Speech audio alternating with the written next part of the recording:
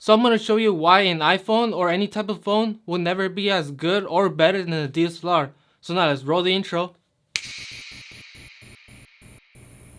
What's up guys, if you're new here, I'm Mercy and I post videos about filmmaking, photography, tutorials, and I even put some of my edits in here. So make sure to hit that like button down there. So here are the reasons why the iPhone or any type of smartphone will never be better than the professional DSLR. Number 1.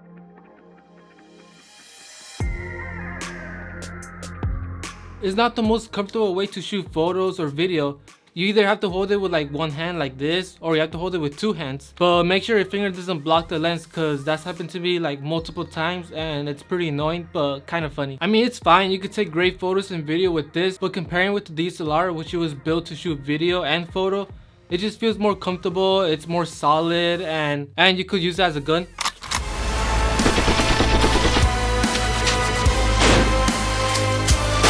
Next, number 2.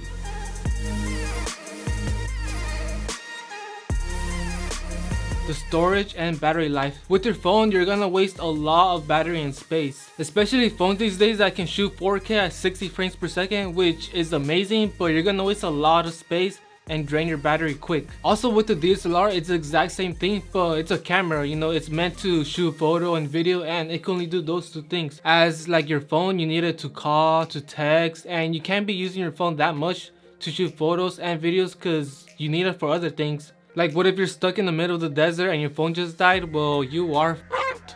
That's why almost everyone that travels often wants to buy another camera to take photos, so they don't have to use the phone and can save battery life. Oh look, a bee. Number 3.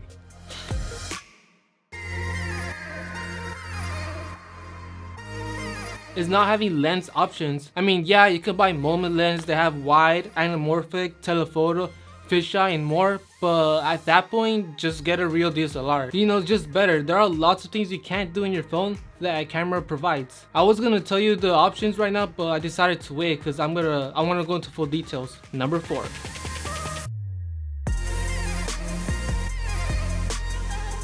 Is low light. The iPhone struggles with low light. Well, that's because of the sensor size. The sensor is only at 1/3 of an inch, while a full frame DSLR comes at 35mm, and that matters a lot because the bigger the sensor, the more you could crank up your ISO and not get as much noise. So that's why you can push your ISO higher with a full frame and even the crop sensor camera. You could crank that ISO higher than the iPhone. I mean, yeah, you could light up your subject so that way you don't get much grain, but what if you're somewhere where there's a little bit of light? Your phone is gonna struggle. Number 5.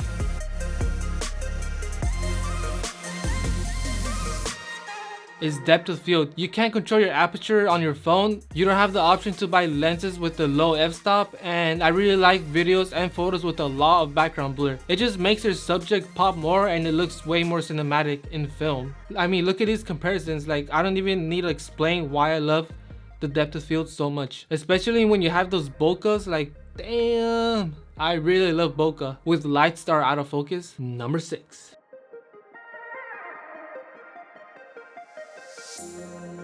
Last but not least, if you're trying to make film or photography as a career, you gotta invest in a good, decent camera. No one, no matter who it is, no one is gonna take you serious if you show up on the phone and you're gonna be like, alright guys, I'm gonna shoot with the iPhone, like, if that's okay with you guys. Like, no, it's not okay. Like, you need to invest in a decent DSLR, and you know, the price and cameras these days are like affordable. Like, you could get a really cheap camera with a low budget. I'm not saying that you can't get good footage with your iPhone, but if you want clients to invest in you, you gotta be willing to invest in yourself, meaning you gotta buy a good camera, lens, lighting, audio, gimbal, filters, laptop, SD cards, extra batteries, and more lenses.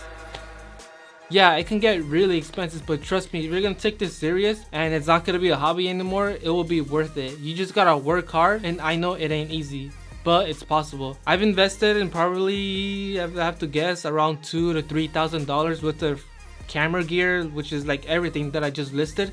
I have all of it. I don't have the best gear, but I'm using the full advantage of all of the gear that I have the best gear is what you already have, and I have a pretty amount of gear, so I could make like a decent film, a decent commercial, and then once I get more clients, I could upgrade to a new camera, a better mic, better lighting, and all that, like lenses. And yeah, you just gotta work hard and invest in yourself. So that's pretty much it. I'm posting a lot more on my Instagram. If you want to follow me, it's @amcelis. If this video helped you, make sure to give it a like, subscribe, and I'm out.